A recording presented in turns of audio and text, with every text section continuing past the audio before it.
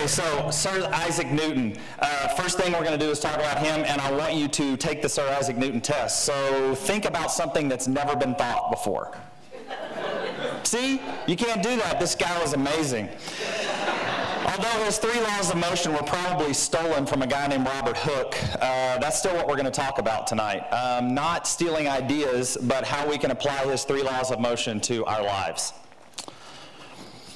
I should mention, though, if you begin to approach the speed of light, his laws don't really work anymore. So we'd have to be talking about Einstein and relativity. And actually, time would slow down if we approach the speed of light, although I don't think, by looking at the crowd, that we're going to have to worry about approaching the speed of light. But if we did, I could talk for more than 5 minutes. So students learn that Newton's first law of motion is once an object is in motion, it wants to stay in motion. It follows then that if it's at rest, it'd prefer to stay at rest. This is because of inertia.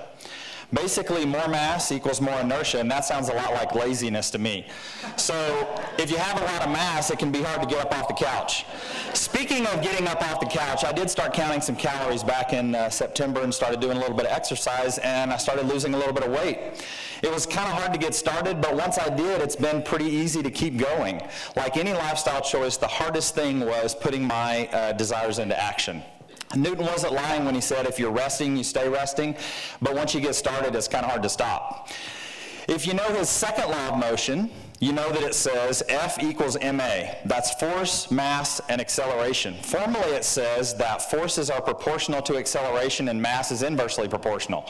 Now, if you're not a math person, that just means if you have a lot of if you want a lot of acceleration and you have a lot of mass, you need a lot of force to make it happen.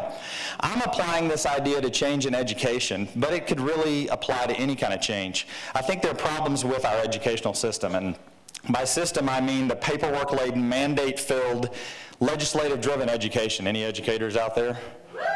Okay, good, a couple of you. Assume that you want to have a certain amount of change in education, and the mass of that is enormous. It's going to take a large amount of force, and that means if only the teachers want the change, it's not going to happen. Other people are going to have to get involved. So, of course, I'm passionate about this because I'm an educator. But what do you see in your life that you need to make a change? We have to stop talking about change and apply some force to actually do something about it.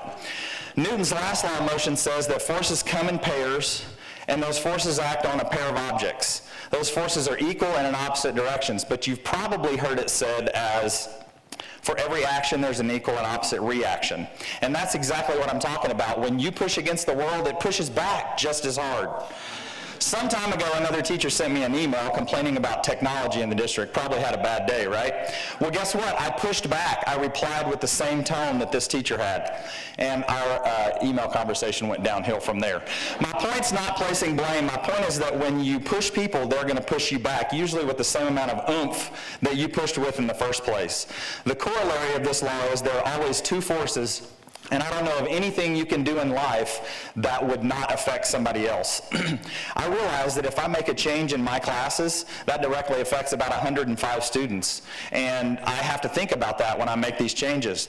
This law shows us that we should constantly be aware of what we do because it has reactions. Finally, I want to talk about Newton and what when he studied light. And his ideas were the foundations of what we now know about light.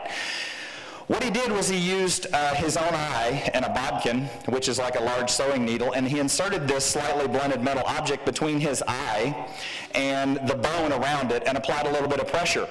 Yeah, that's a bodkin. And it made this fantastic array of colors and shapes appear. I'm pretty sure this was an unpleasant experience. And I seriously doubt that he could have talked anybody else into letting him do this to him. But he was willing to do it to himself because he knew there was some new knowledge to be gained. Usually, if there's good to be had, it comes with some pain and discomfort. Think back to my diet on the first law.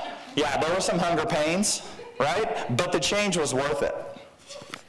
Newton was really doing what Gandhi said when he said, be the change you want to be the change you want to see.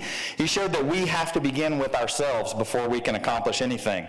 And I'm not really looking to poke around in my eye with a metal probe so 400 years from now people can go, ooh, Jody, you're such a cool guy. But I am saying that I'm never going to be able to make a difference if all the other people are out there applying all the force. So unless you're a huge fan of physics, you're probably not going to walk out of here remembering his laws. But I hope you do remember that change can be hard to get started.